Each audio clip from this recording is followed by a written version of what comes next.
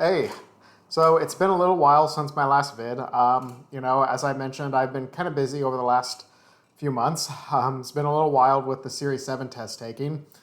Regrettably, I did take it a second time and got the exact same score as I did the first time. I got a 60, which you need a 72 to pass.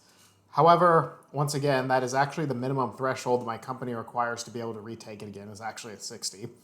The only thing is, this time they're having me take it on my own time, uh, through self-study rather than with the program, so it's going to be a really miserable 2 months. So for as far as this channel goes and as far as that goes, I'm still kind of unable to do a whole lot. But today kind of kicked off my first day of my self-study program, and it's Thanksgiving. Oh, by the way, happy Thanksgiving. Sorry, I'll be rambling about myself, but so I'm taking it, not super hard, not going at super fast pace today. I decided I'd just do a few other things in addition to some entry level studying, but hopefully I'll be knocking out the Series 7 here sometime around January, February. Then I can finally leave my horrible call center job, and most important, and as far as this channel goes, I can finally start making some updates on the quality of this as well as the quality of the videos, maybe a little bit more development on some of the topics and the scripts. I do promise you it is coming. I swear. I really want to, but as I mentioned, it's just been a very, very rough 7 years for me. I really am just trying to get out of the woods on this one right now. I might even leave my current job role before I take the 7. I had some applications that I had to do over the last 3 weeks. It's kind of hard to explain. There was like kind of an intermediary period between the last 7 failure and when I retake this one. But whatever the case is, it'll be probably very soon that I can kind of start getting life back to some semblance of normalcy. And really within 6 to 12 months, my goal is that life will be completely normal again for me. And then I can really also start to make other changes in life, like, switch to 1 energy drink a day, as well as doing more to develop this channel. So thank you for your patience, and I'll stop rambling about my life now. Thank you for the brief life rant. But anyways, back to the topic of the video. As the title suggests, this is going to just be a lighthearted video about movies and TV shows that I love that everybody else hates. And really, I think my top TV show on the list is the only one on here that most people just truly, viscerally hate that I love. But there's a lot of others on this that, or just have at least low critical review ratings that I like, or just were kind of underrated or not very popular. But yeah, so that's kind of how I made the selection. The only one at the top of the list that I know is truly hated, but I'll save that one for last, the surprise. But most of these are just ones that were just not well received, either by critics or audiences. So starting from the back of the list, I'm going to go into some horror movies that are so good that they're bad. My favorite, actually second favorite horror movie next to Silence of the Lambs, though very few people would agree with me on this one, Wrong Turn 3. And if you haven't seen the Wrong Turn series, it's not exactly like cinematic gold. I mean, it's just mostly, inbreds in West Virginia, eating people and chopping them up and doing all sorts of other stupid stuff. I mean, I like it. It's fun. They usually have really sexy, hot girls in it being chopped up by crazy inbreds, and it's just good fun. But the third is considered one of the worst of this series, but I love it to death. In fact, it's just, I don't know why I love it. It's just because it's a group of inmates that are on a bus tour, and they're being transferred from prison to prison, and they all hate each other, warring gangs that are fighting with each other. And then the inbreds knock their bus off the road and start fighting with them, so it's a death duel between the inbreds and the inmates. It's stupid on top of stupid, but I just love it. I don't know why. I just find it to be hilarious, good fun, and in a weird way, slightly captivating. I don't know why, but I would recommend it if you like horror movies that are so bad that they're good, Then moving on the list. The next ones are just going to be some superhero spoof movies. You are not superhero spoof movies, but just in general spoof movies. A lot of people hate these, and these always get incredibly bad critical reviews. But a lot of people like them. So again, I'm not starting initially with ones that people truly hate. These are just at least low reviewed, underrated, or underviewed movies. So starting with one of them that I love, superhero movie. For those of you who don't remember this, it came out, I think, back in the late 2000s. Stars Drake Bell, has Tracy Morgan in it briefly. It's really, as your typical spoof movie, it's just stupid on top of stupid. But it's pretty funny, you know. I mean, it has really pretty clever humor here and there, I think. I mean, I think one of my favorite scenes, well, clever's not the right word to use, but fun humor. Like, they have a lot of Spider-Man parodies. Like, they have Leslie Nielsen playing Grandpa Ben in it. And there's all sorts of scenes where he's like, the scene where he's like, you know, in the original Spider-Man movie, he's that the Uncle Ben says to him, he's like, with great power comes great responsibility. The quote that I have heard used by a million nerds since then, as if it's this life-altering quote or whatever. But then Leslie Nielsen is like, you know, with great power, and then, you know, Drake Bell interrupts him. He's like, comes great responsibility. He's like, well, I was gonna say comes bitches, but if you know, if you want to be a virgin for the rest of your life, fine. And sorry if I looked a little distracted. Somebody just like screeched.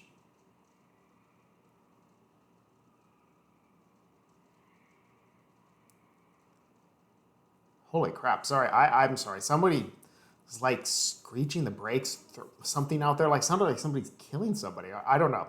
Sorry, whatever. It's gone now, so I guess they're dead or whatever. So I don't know. It's really weird. I live in the middle of Phoenix, Arizona, big city, lots of noises. Anyways, moving on the list. Sorry, The Hungover Games, another parody movie. There was like a couple of parody movies made of the Hunger Games. Like a more popular one was called, I think, the Starving Games was what it was called. I mean, I didn't hate it, but I didn't really like it. But I love the Hungover Games, which is a crossover between The Hangover and the Hunger Games, and it is just absolute packed with gratuitous nudity, sexuality, stupidity, stupid, loud, salty humor. In fact, like when they have the different districts that are competing against each other in it, one of the districts is called the Gratuitous Nudity District, and that's, you know, it's exactly as its title suggests. This movie doesn't take itself even in the slightest bit seriously. It has a bunch of other movie references thrown in there, but I mean, the premise of the movie is pretty simple. The guys from The Hangover are doing their thing where they get roofied or whatever throughout the night, just like in the Hangover movie. But then they wake up, and when they're drunk and stupid, they volunteered for the Hunger Games, and they got into that somehow. Obviously, it's just nonsense, but it's actually pretty funny. I love the Hungover Games, though not very many other people probably do.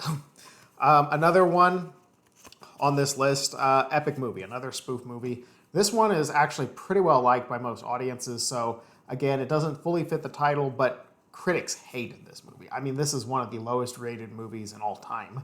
And admittedly, I mean, it's got a dumb mess of a plot, but I mean, I love epic movie. In fact, I've watched it dozens of times, and I can, you know, probably not a thing most people would be proud to admit, but I love it. I mean, it's got actually relatively good musical numbers in it. I mean, the scene where like will they parody, you know, the new or the remake of the Willy Wonka one, and he's like doing dancing to that that long Fergalicious, you know, or whatever it's called, I forget, you know, and he's like breakdancing as he's mutilating the adults who are pretending to be the kids from Willy Wonka. I mean, it's really actually pretty good music. Then there's another parody of Pirates of the Caribbean 2 in it, where they're all dancing around like, and then there's these, you know, sexy girls in pirate costumes dancing around them too, like making fun of it all. And I don't know, it's just dumb humor on top of dumb humor, but I love it. And I think, you know, the movie actually has a pretty good, you know, storyline, the way they just kind of move seamlessly between different plot twists and stuff. But critics hated it. It got like, I think, a 1% or a 0%. So if you like spoof movies, you'll love it. If you don't like spoof movies, then don't waste your time. Okay, now moving to some movies that they're not necessarily hated, but they were underrated in their time, and they've kind of gained some more traction now. One movie that I absolutely, one movie that I really love, I mean, courtesy of my background, that probably a lot of people haven't seen and probably wouldn't like as much. Wall Street, Money Never Sleeps, the sequel to the original Wall Street, which was an all-time classic. And like the sequel is not as good, and I probably just like it again because I'm a finance major. I work in the banking world. But I mean, Michael Douglas is actually better as his second role as Gordon Gekko than he was in the first. And he kind of is the wise old anti-hero, and it has the premise of being around the 2008 financial crisis, which was one of the most fascinating events, maybe the most impactful event to happen in the U.S.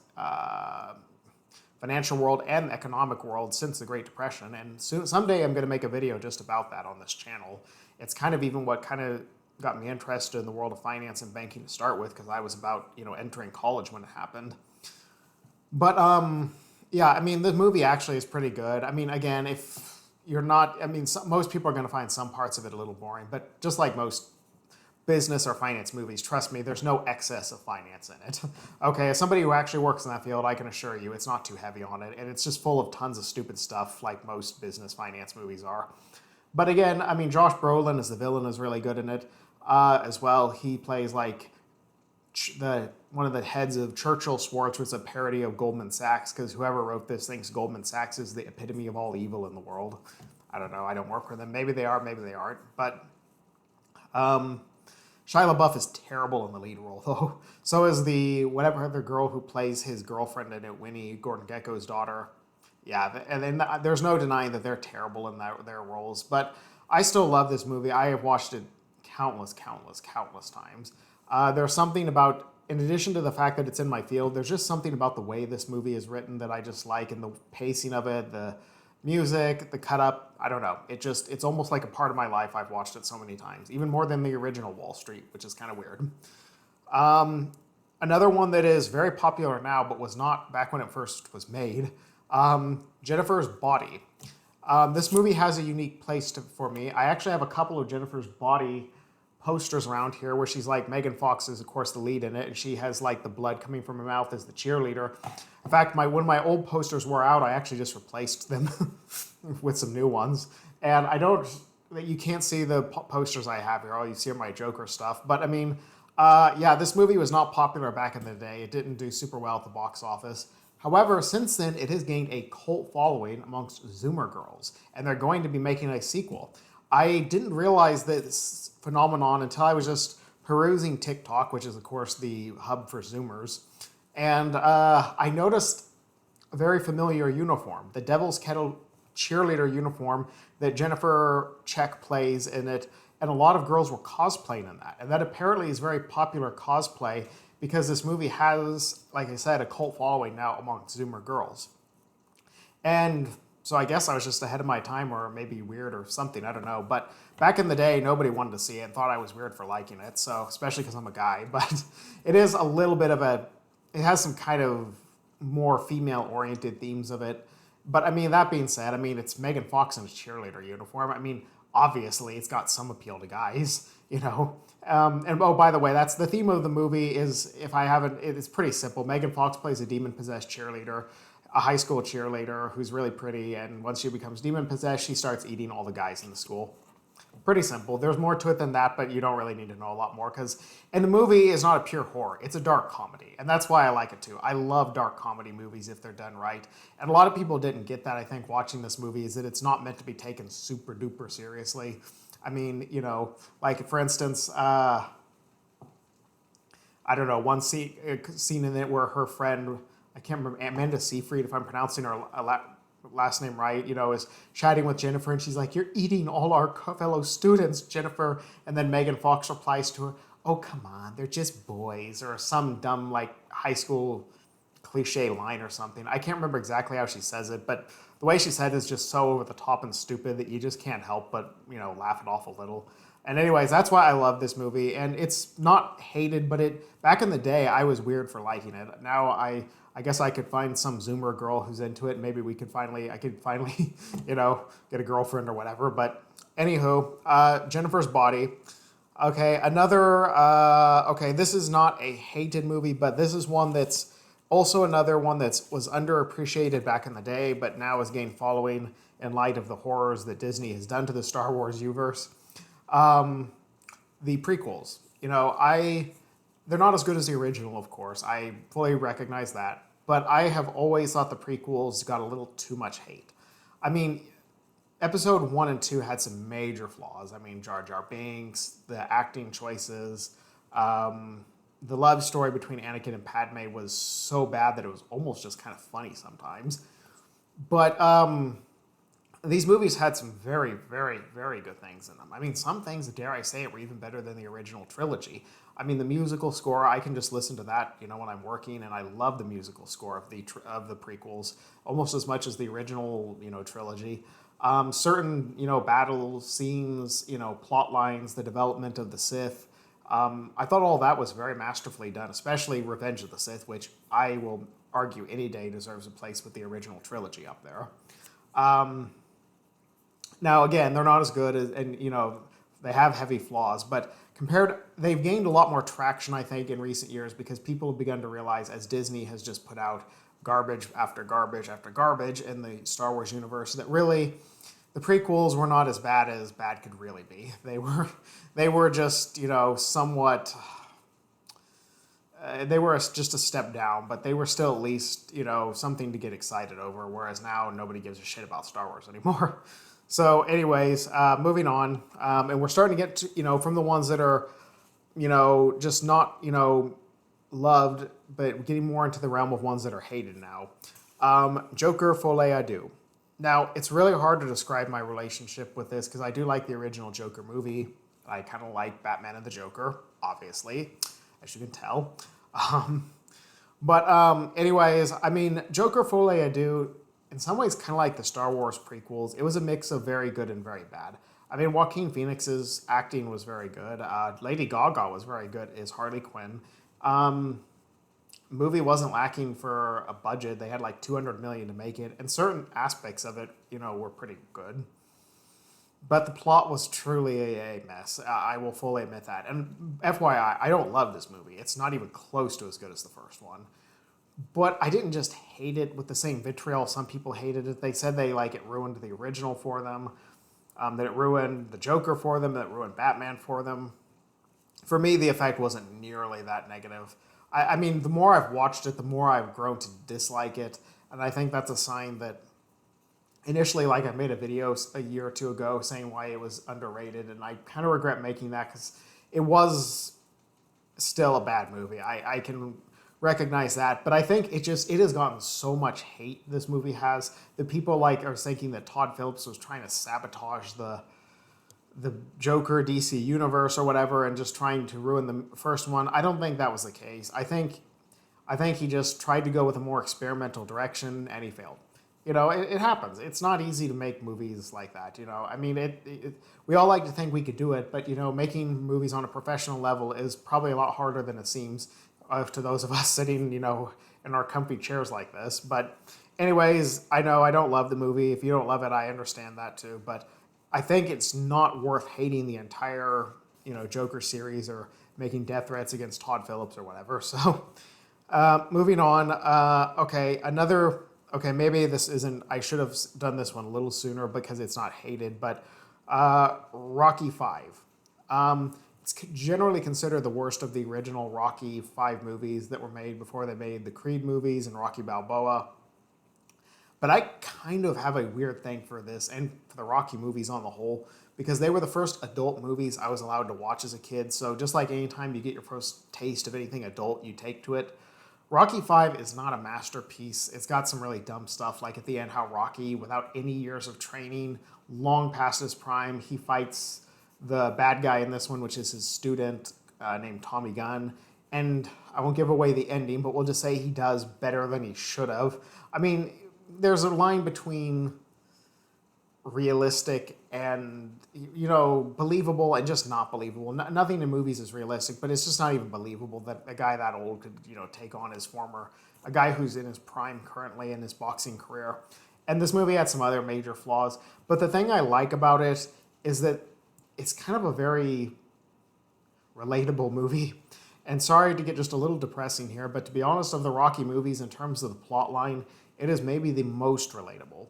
I mean, the original Rocky movies are, of course, of a pug or a random, just loser, I don't really call him leg breaker, whatever, I don't know. I forget what the term is, but, that's what Rocky is, Balboa is. And then he fights Apollo Creed, becomes famous, after just being a loser boxer. And, it's inspirational.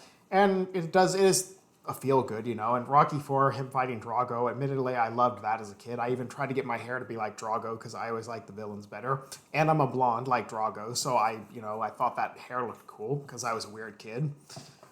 But Rocky V, the reason I relate to this movie is because when I'm sad and just feel down and a little bit depressed, it's a feel-good movie for those situations. Like after I failed the seven, on a couple of occasions here when I failed the seven, like, because, okay, to briefly explain the overall plot of this one, after he wins the fight with Drago, his dumb brother-in-law, Paulie, sent a lot of his money off to an accountant that they had who invested it in some high-priced commercial real estate. The market dried up and he loses all his money. Now Rocky's bankrupt and he also suffered brain damage in his fight from Drago. And I'm sorry, giving maybe a little too much of the plot away, but all of this is to let known in the first like 10, 15 minutes anyways in the movie. But to be honest, it is pretty depressing, almost just like, unrealistically so. However, there's just something about his character, his grit and resolve. He keeps moving on and he keeps making the best of his somewhat deflated life, And I guess one thing that is realistic about it is that does happen to professional athletes a lot. A lot of them do blow their money very often because they can, throw a ball well doesn't mean they can, manage their money well. But I like, especially one scene I remember where probably the scene that really hits me the hardest when I watch it is he's, lost all of his estate and he's having to rummage through the attic and all of his stuff. And he has to, pull out his old clothes that he wore back when he was just a pug loser and all that. And he kind of makes a joke when Adrian sees him fondling through it like, hey, look, it still fits and all that.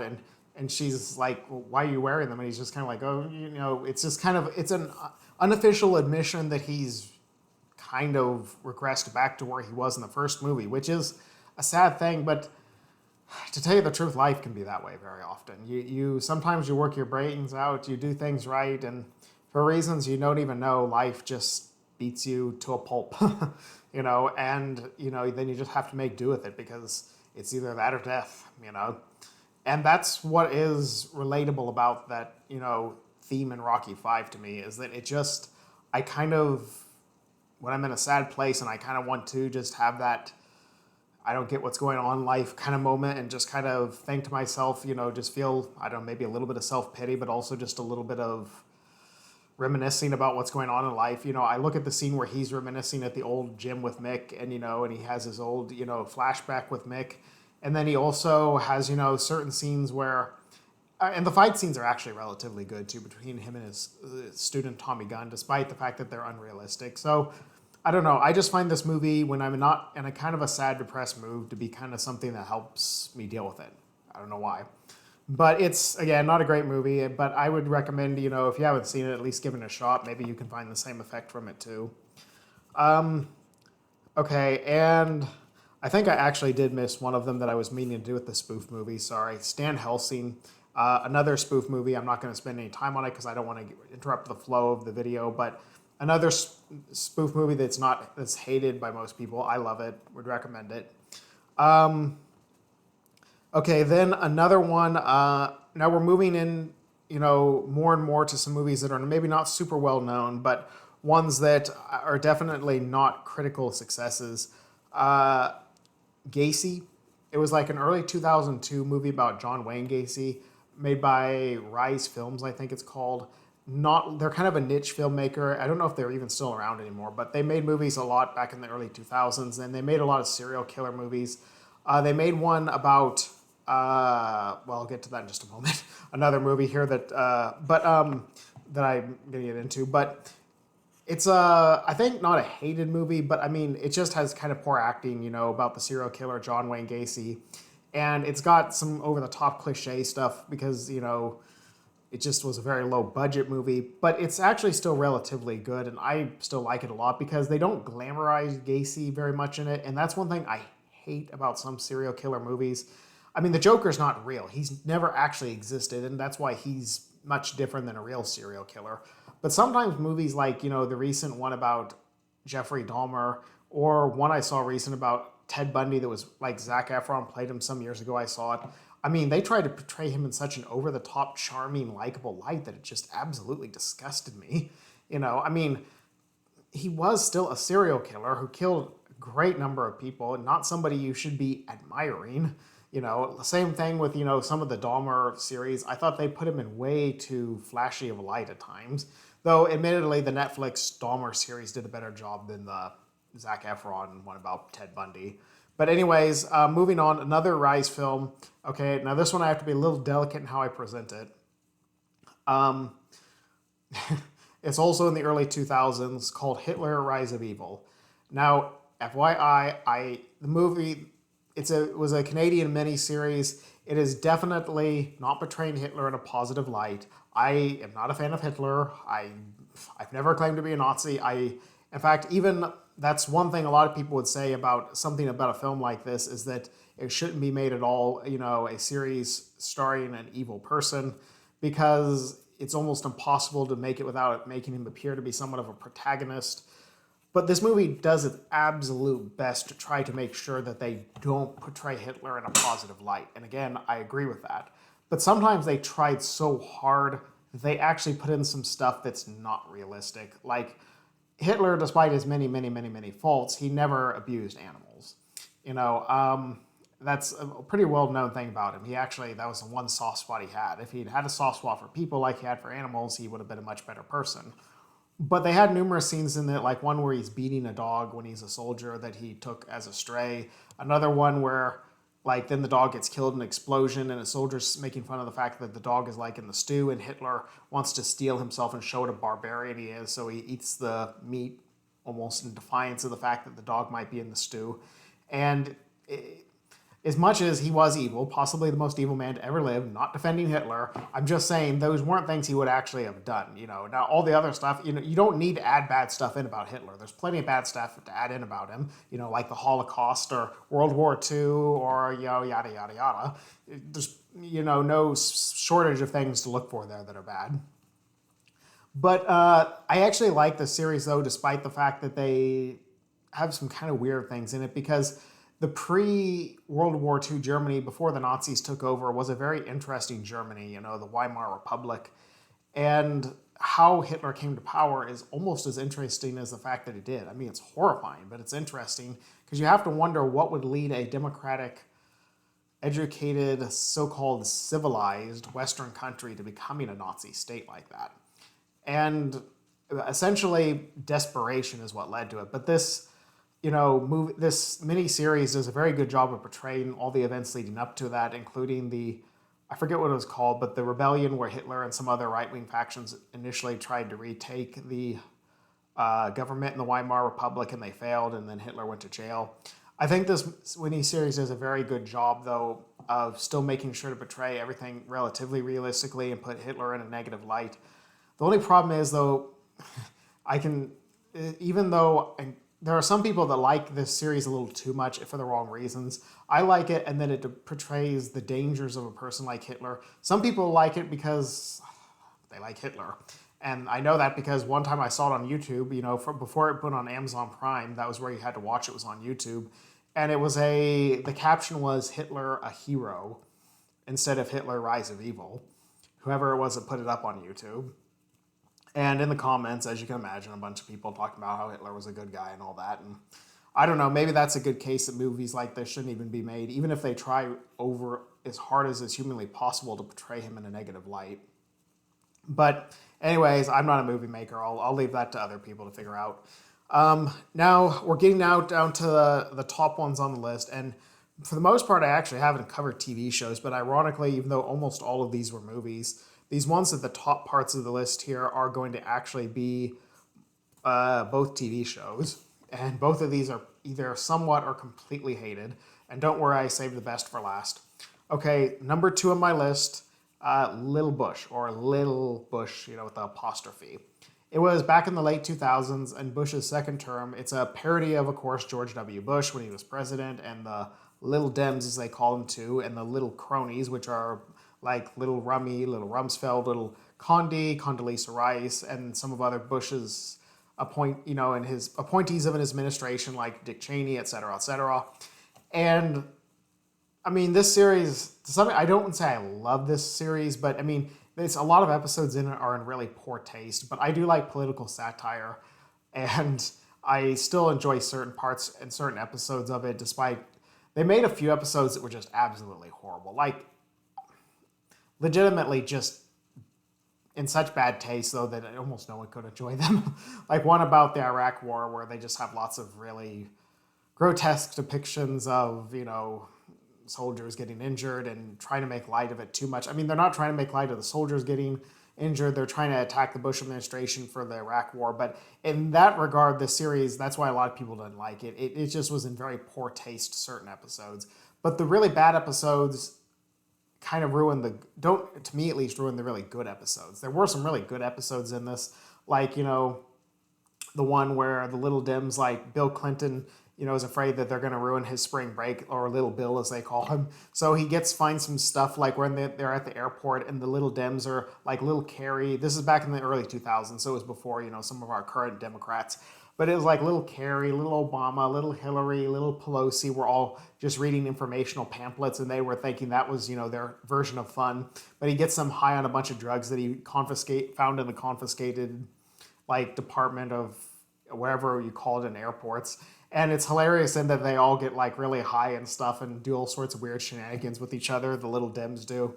And it does parody both sides, though obviously more the Republicans than the Democrats. But then there are some scenes too, like with little Bush. And this might be in poor taste, but his younger brother Jeb in this is portrayed as being special needs and, kind of mentally slow. After little Jeb's failed run in 2016 where he just made a complete fool of himself despite having tens of millions of dollars behind his campaign, one can't help but find that especially funny now looking back on it in hindsight. But however, despite the fact that it had its moments, the series, and I still liked it, was not well liked by most people. And I wouldn't even say I loved it, I just liked it because it, even I was off-put by some of its less charming jokes here and there. It only made it like 1 or 2 seasons, but I have both the seasons and I watched them a lot. With the exception, again, of like 1 or 2 episodes in it.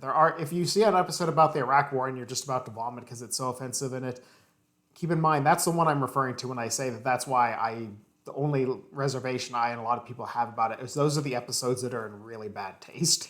And those are not the ones I like. Okay, but moving on now, the top of the list here. The most hated of the hated, but one that I absolutely love, and one that might lose me a few subscribers just from the fact that some people will be so shocked that I like it. Alan Gregory. Now, probably a lot of people don't have a clue what I just mentioned, and have no clue what this show is or where to find it. And actually, where to find it is a very good question because I can tell you it is a hard show to find these days. I don't think you can get it on DVD. You can only usually find it on where people have downloaded the episodes on YouTube or Daily Motion. Alan Gregory was not even a full 1 season, back in the early 20-teens, I think 2011. It's a cartoon, an adult cartoon starring Jonah Hill. I don't even know who all the other voice actors are in it, but some other of them are famous, but I just don't know them. But this series bombed horrendously. Despite having good voice acting and decent animation, the dark humor of it just did not pan over well at all. Jonah Hill plays a 9-year-old, 10-year-old, I forget, whatever, who goes to elementary school. He was previously raised by his 2 dads, Richard Delampre and Jeremy Delampre. And what is actually uniquely offensive to a lot of people about the dynamic between these two, well, for some, the fact that they have a gay couple in it and that's not portrayed as being a big deal, that offends some people. But also, then on the other side of the spectrum, the gay couple in it has a very weird dynamic where the older gay man coerced another younger straight man into being in a relationship with him, and that's actually the dynamic they have. And actually, the older gay man, Richard Delampre, is horrible to Jeremy, his younger counterpart, which is another weird dynamic that oddly is kind of entertaining and funny. But I mean, it just not going to work with mainstream audiences. It's going to offend liberals and conservatives alike. And it definitely didn't work. But that's not actually still the worst thing that offended a lot of people in this series, believe it or not. The series has even more things that I like that other people hate. This series, Okay, the way Alan Gregory is supposed to be portrayed as a heavily flawed character in this, who you laugh at because they're just an a-hole. But the way the series did it, they sometimes came off like they were almost trying to portray him as the good guy or whatever. And that, you have to be really careful if you give off that impression because that will completely turn your audience against you. And this show did fail in that regard. Jonah Hill's character, when Alan Gregory, well, for one, he's very racist. And it's more meant to make fun of racism, not necessarily to promote it, but he's like treats the Hispanic student, Guillermo, I think his name is, in the school, usually with some racist condescension. They have a full episode about it where, he's being racist, but then at the same time towards the Hispanic student, and he's also very racist towards his adopted sister Julie from Cambodia.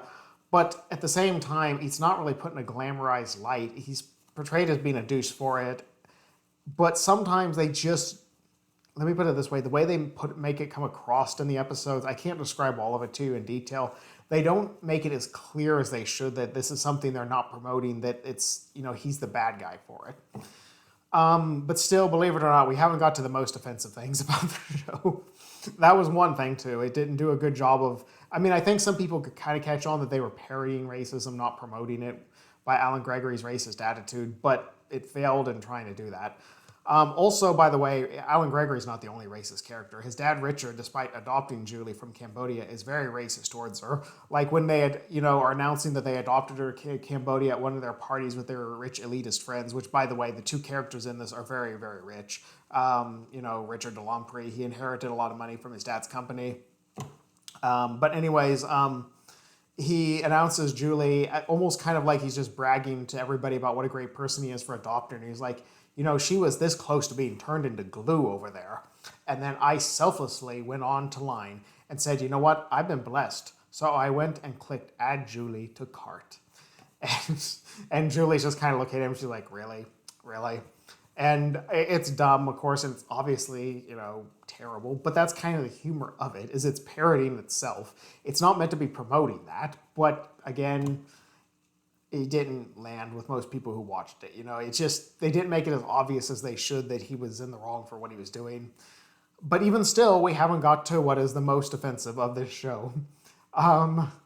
Okay, now we're getting to the true, what really made people hate the show. And I thought it was hilarious. But I apparently am one of the very few people in all of America that did think it was. Alan Gregory has an enormous crush on his principal, Judith Gottlieb, I think her name is. I've watched the show enough times, so I have most of the characters' names down by memory. But yeah, Judith Gottlieb. And she's like up in her 60s or 70s or whatever. And of course, he's, I forget, somewhere between age 7 to 10. So obviously, that's pretty, a little bit weird. But the thing is he, because he's, voiced by an adult and he acts more like an adult, he doesn't come on to her like a 7-year-old would. He comes on to her like a 37-year-old womanizer would. Now, this would obviously be a wildly inappropriate dynamic if she was demonstrating interest back in him. Okay, obviously, underage relationships with adult people are nothing to be laughed at in real life. But the parody of this is that he also has a very young, attractive teacher in her 20s who he hates and he fights with, like cat and dogs, And now here's where I defend, the dynamic of this in the show. Most of us, when we were kids, between usually, maybe not 7 to 10, but maybe between 12 to 16, we had a crush on a teacher at some point in our lives. And usually, it's not always the first person you would think. It's not always like the young, hot teacher, though generally speaking it is. I had a crush on my English teacher when I was in middle school, and she wasn't a 60-something-year-old obese principal. She was a fresh college grad, moderately attractive teacher, though the reason it was kind of weird that I liked her is most of the other middle school boys hated her because she was kind of mean. Like, she would get really mad and go on these angry rants, and she was also a pretty hard teacher, too, so a lot of people didn't get A's in her class. But I got an A in her class both semesters, it's worth mentioning, so she liked me a little bit. And also, I just kind of liked her. And here's another weird thing. Okay, not to take this to a weird level, but when she announced she was leaving for another school at the end of our school year, I think she just felt bad for me because I was at the bottom of the social hierarchy. I was the shortest, fattest, and the nerdiest kid in the grade. So obviously, I was not super popular. And she started kind of flirting with me on occasion. And I don't mean, okay, no, yeah, a lot like hardcore flirting. But I mean, she would after I did good on a test, she would just be kind of over the top nice about it. She's like, Matt, you did very good on your test, and wink at me and and touch me on the arm a little bit. And I had no clue what to make of it. And then also, I remember, I was so dumb at that age. I barely even registered it. And she would even openly, when I say touchy, I don't mean ever in an inappropriate way, okay? I just mean just slightly weirdly would get more touchy with me after she announced that she was leaving.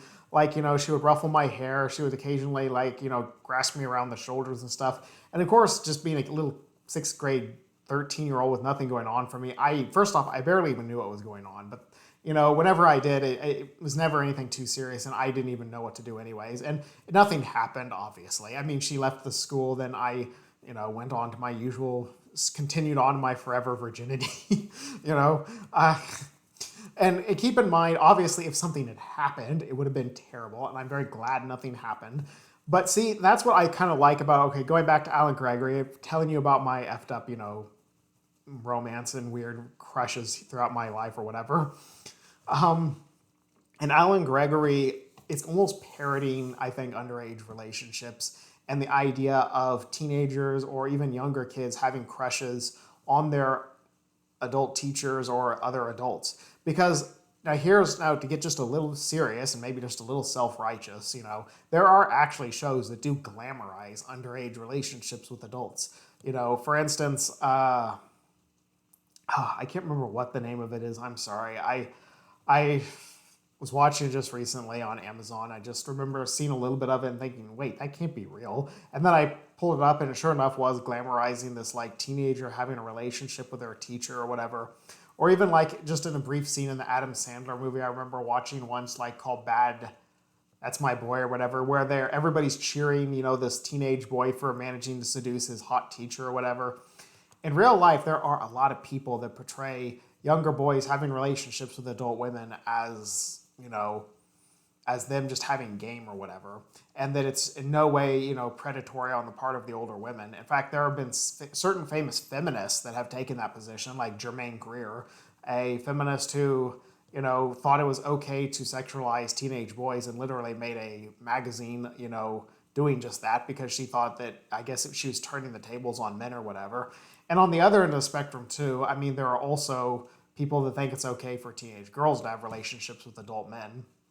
South Park did a pretty good job of parodying that with their episode where, I think Stan's younger brother, I think it is Ike or whatever, or I forget what the characters are in that. But one of their, the kindergartner has a relationship with his teacher, and all the police are just nice, and they're not doing anything about it. Well, I mean, so we're, getting just a little serious there. That's what I mean, though, is that there are actually shows that portray that kind of stuff in a positive light. But Alan Gregory does not, okay? Keep in mind, throughout the show, though he makes numerous weird advances on his teacher, he never actually does hook up with her, and she shows zero interest back. In fact, it's kind of parodying the idea of how just ridiculous underage crushes are on their adult counterparts, because his crush is one that makes no sense at all. Having a crush on a teacher who's obese or a principal who's obese up in her 60s. Oh, and by the way, she not only does not have feelings back for him, she hates him. She viscerally hates him. She actually smacks him on one occasion, which he then uses as leverage to have a date with her, which is one of the last episodes before the series was cut off. And that's even just the humor of it, though, is that she just viscerally... Oh, another twist in this is her husband works there as a counselor, and he's actually rattled by the fact that this 7-year-old is making a play at his live-in wife for a girlfriend or whatever. So one whole series is Alan Gregory pretends that he has a sex tape with the principal, and the goofy counselor is so insecure about it that he's actually helping prop up the rumor to all the other students, which is what Alan Gregory wants because he thinks that makes him cool. And again, this is probably too weird for most people, I know. But, I think it's hilarious because I think it just parodies how ridiculous a lot of childhood crushes are. And then instead of just a typical 10-year-old or just like I was as a 13-year-old, just not having a clue what to do with my crush on my, sixth grade English teacher, the humor of this is this, he has more of the skills of a 37-year-old womanizer or whatever. And he continually keeps trying but still failing with his adult teacher. And I think his adult principal. And I think it's hilarious because, again, it wouldn't be funny, obviously, if they were promoting it, but it's just funny watching this, young kid have these weird fantasies and just constantly over this disgusting old principal, and then she constantly rejects him and just hates him viscerally to the point that she almost wants to kill him. And I just think it's hilarious, honestly, but most people didn't. So that, is probably the biggest difference between me and a lot of other people that hate the show Alan Gregory. I find the very, very dark humor of it to be appealing, and I find it to have its own unique appeal to it. I guess I don't know what you can say. I guess that all the characters are mostly bad in it, and sometimes the bad characters are rewarded more than the good characters, which is probably one thing that bothers a lot of people in this show. But that's kind of realistic to me because in real life, often the bad people come out ahead of the good people. And the show kind of parodies it, though, rather than really trying to celebrate it. And that's why I like the show Alan Gregory. And despite its many weird things and its many hated aspects to it, and then there are some episodes of this show that don't, emphasize all the things I just hated that I think a lot of people would like to. Like one called, I forget what, Super CEO or whatever, where Alan Gregory's dad, Richard Delamprey, he technically works at his dad's company, who's now deceased, but since he's an incompetent guy who just inherited all of it without actually having any competence, they have like a routine to keep him away from the actual business meetings there. And they give him like fake newspapers where they declare him the super CEO of the company, which is a made up title, of course, so that they do everything they can to actually keep him out of the meetings. And then he eventually discovers that they're, tricking him and keeping him out. So he gets really mad at them about it. And it's just hilarious. I thought that if you didn't like any of the other things I mentioned about it, that's another episode of it that's nothing to do with all the other stuff. But anyways, there's a show that probably a lot of people, if they watch it, they would think, WTF, what the heck is going through my head on this? And probably wouldn't like it. But hey, that's, the whole point of this list. This is a show I love that everybody else hates. And I have yet to meet almost anyone else that loved that show. So anyways, if you have other shows or movies that you love that other people hate, feel free to leave them in the comment section below. Thank you for listening to my, once again, low quality rant on this. But like I said, very soon, I think my life will be changing here once I get to a new job and get through the 7 and all this kind of fun stuff. And then I can start to get other areas of my life back on track and, start to give you something, better here too. So as usual, thank you for watching and see you next time. Bye.